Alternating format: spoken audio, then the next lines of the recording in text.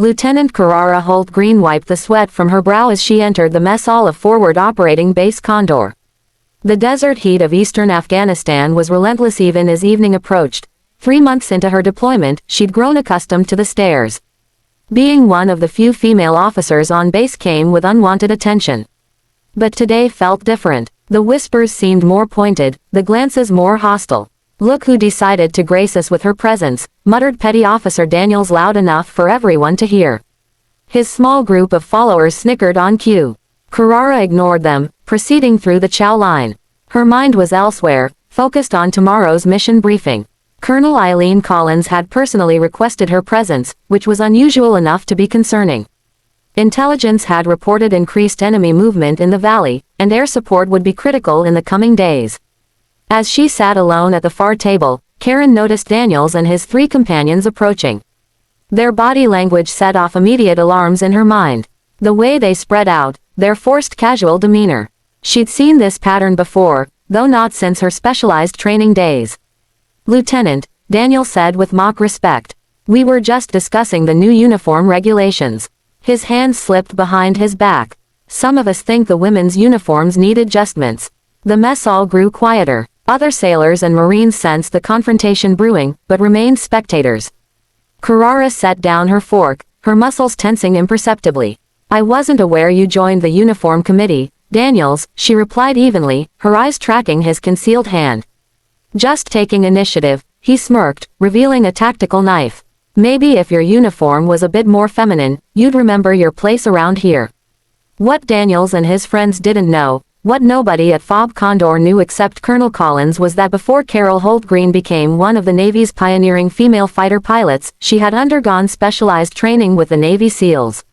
Her file contained redacted sections that hinted at operations alongside Lieutenant Audie Murphy's Special Reconnaissance Team. Her pilot training had come later, a cover for her other skills.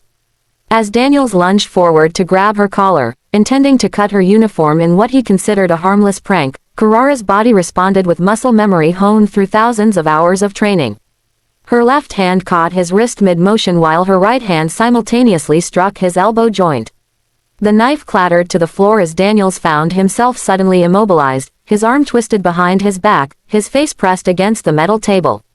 His 3 companions froze, shocked by the instantaneous reversal.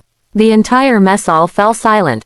"Wrong person to mess with, Daniels," Carrara whispered, applying just enough pressure to make her points without causing injury. She released him and calmly picked up the knife. "Lieutenant Holt-Green," came a commanding voice from the entrance.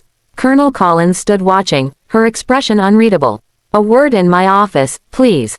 As Kara followed the colonel out, leaving behind a stunned audience. She knew her carefully maintained cover was compromised. Tomorrow's mission would now be complicated by this incident. But perhaps it was time the base understood exactly who they had in their midst. With tensions rising in the region and intelligence suggesting a major enemy offensive, her particular set of skills might soon be needed for more than just flying support missions. Colonel Collins closed her office door, the distant sound of choppers providing background to their conversation. She studied Carrara with calculating eyes. Before speaking, that display in the mess hall wasn't exactly low profile. Lieutenant Carrara stood at attention. "No excuse, ma'am," Collins sighed, sliding a classified folder across her desk. "Your cover was going to be blown eventually. Might as well be now." She tapped the folder. "Operation Sandstorm has been moved up. The intelligence we received this morning changes everything." Inside the folder, satellite images showed enemy movements through the mountain passes, far more organized than typical insurgent activity. Collins explained that a high-value target had been identified, one connected to plan the tags on 3 major U.S. bases in the region. "This is why you're really here, Holtron. Not for your piloting skills, though they're exceptional." Collins lowered her voice. "Admiral Nelson personally requested you for this operation. Your training under Murphy wasn't just for show." The next morning, Carrara found herself briefing a small team that included, to her dismay, Petty Officer Daniels and his friends. Their expressions ranged from skeptical to openly hostile as Colonel Collins explained that Lieutenant Holt-Green would be leading the ground elements of the mission while Collins coordinated air support. "This is bull," Daniels began before being silenced by Collins' glare. "Lieutenant Holt-Green has qualifications you don't know about. Petty officer, your life may depend on following her orders. The mission began at 0300 hours. 2 helicopters inserted the team 10 miles from the suspected enemy compound. What should have been a straightforward reconnaissance operation quickly deteriorated when their communications were jammed, the first sign they'd been compromised. They knew we were coming, Carol whispered as they took cover in a rocky outcropping. The sound of vehicles approaching forced a decision. We need to split up. Daniels, you're with me. The rest of you fall back to extraction point Bravo. Daniels looked ready to object, but swallowed his protest when gunfire erupted nearby. As they separated, Kara caught a glimpse of something that chilled her. The enemy forces weren't typical insurgents, but appeared to be wearing fragments of American tactical gear. Moving through a dry riverbed, Carrara and Daniels advanced toward the compound. Their uneasy alliance was strained by yesterday's confrontation, but survival instincts temporarily overrode personal animosity. How did you learn to move like that? Daniels finally asked as they paused behind an abandoned structure. The same place I learned this, Carol replied, quickly disassembling and clearing a jammed weapon Daniels had been struggling with. 2 years with Murphy's team before I was transferred to flight school. Their conversation was cut short by an explosion that rocked the valley. The exfil point where their teammates had headed was now engulfed in flames. They hit our exfil, Kara said grimly, raising her binoculars. What she saw next made her blood run cold.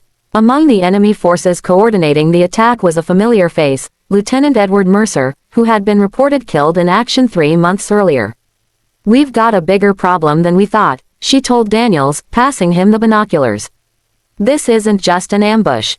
It's a betrayal. As they watched, Mercer directed his men toward their position. Their cover was blown, extraction was compromised, and the realization dawned that someone high in the command chain had set them up. With communications jammed and surrounded by superior forces, Carrara made a decision that went against all protocols.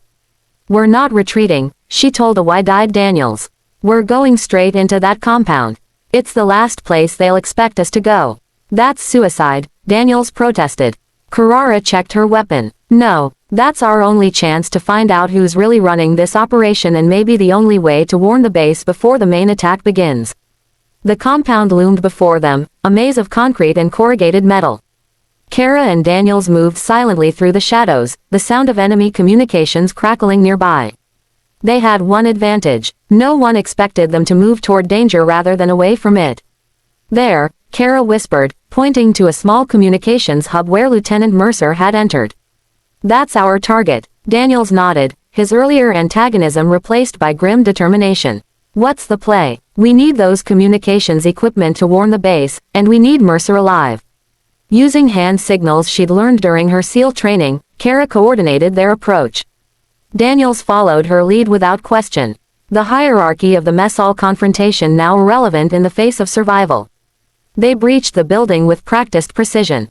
2 guards fell silently before an alarm could be raised. Inside, they discovered Mercer hunched over a radio, speaking in coded language. His shock at seeing them gave Tara the split second she needed. Don't, she warned as his hand moved toward a sidearm. Mercer's face twisted into a sneer. Hulk Green should have known they'd send Murphy's pep project. Why? Daniels demanded. You were one of us. One of you, Mercer laughed bitterly. I was expendable just like you too. Just like everyone they send out here to die while they negotiate oil deals. Kara kept her weapon trained on him while accessing the communications equipment. The attack on the base went too late to stop it. Mercer taunted. The first wave launches in 20 minutes. Working quickly, Kara bypassed the jamming frequency, establishing a direct line to Colonel Collins. As she relayed the intelligence, Mercer lunged for a hidden detonator. Daniels reacted instantly, tackling him to the ground. In the struggle, Mercer's finger found the trigger. Run, Daniels shouted, pinning Mercer down. I've got him. Complete the mission. Kara hesitated only a moment before grabbing the intelligence files and communications codes from the desk. Their eyes met in silent understanding. Daniels was making a choice he couldn't take back. Tell them what really happened here, he said as she backed toward the door. The explosion rocked the compound as Kara sprinted toward the extraction point. The sacrifice gave her the window needed to reach the emergency rendezvous where Colonel Collins had dispatched the rescue helicopter after receiving her warning. Back at Fob Condor, the base had mobilized based on Kara's intelligence. The enemy attack meant to be a surprise met prepared defenses. What would have been a devastating blow became a decisive victory. 3 days later, Kara stood at attention in Colonel Collins' office as Admiral Nelson himself pinned a combination to her uniform. Lieutenant Hulk Green's action saved hundreds of lives, Nelson announced to the assembled officers, including the surviving members of Daniel's group, and Petty Officer Daniel's sacrifice will not be forgotten. After the ceremony, the sailors who had once cut her uniform, approached Kara, their leader, a young petty officer named Rodriguez, extended his hand. "Daniels was our friend," he said quietly. "He told me once that if he ever found someone worth following into battle, he'd know it." Guess he did. 6 months later, Kara stood before a new class of recruits, men and women selected for a specialized program combining SEAL tactics with aviation capabilities. Colonel Collins had given her the opportunity to shape the next generation of operators. "The uniform doesn't make the warrior," she told them on their first day, touching the small pen she wore in Daniel's memory. "And sometimes the people you underestimate become the ones who save your life." As she looked out at their faces, eager, uncertain, determined, Kara recognized what Daniels understood in his final moments. That true strength isn't measured by who can intimidate others, but who will stand their ground when everything is at stake.